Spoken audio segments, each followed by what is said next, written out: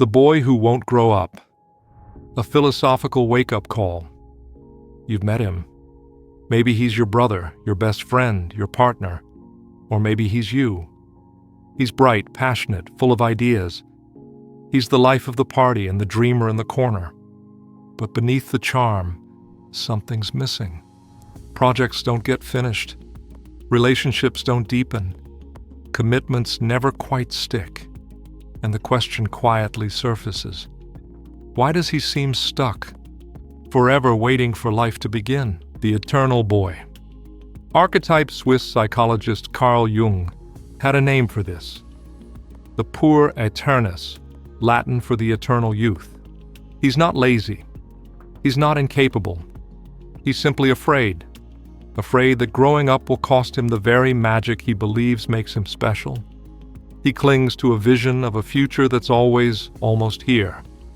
The dream career, the perfect partner, the life-changing opportunity.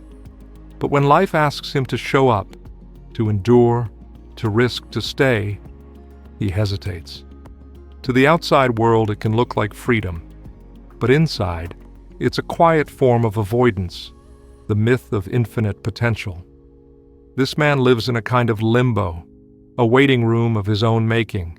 He may be clever, creative, even brilliant, but nothing sticks. Every time he nears the threshold of responsibility, he turns back. Not because he doesn't care, but because something in him fears that stepping into reality will kill the dream. Sometimes this is reinforced by those around him. A mother who protects too much, a partner who forgives too easily, a culture that celebrates the rebel but forgets to honor the builder. The world rewards imagination, but maturity? That takes inner work, the kind that rarely gets applause. Comfort, dependency, and the fear of depth. The eternal boy doesn't always live alone. Often he surrounds himself with caretakers, people who admire his spark and clean up after his flameouts. He mistakes being supported for being loved. He fears being challenged because challenge feels like rejection. But deep down, he knows. The life he imagines will never appear until he learns to stay through boredom, through fear, through failure.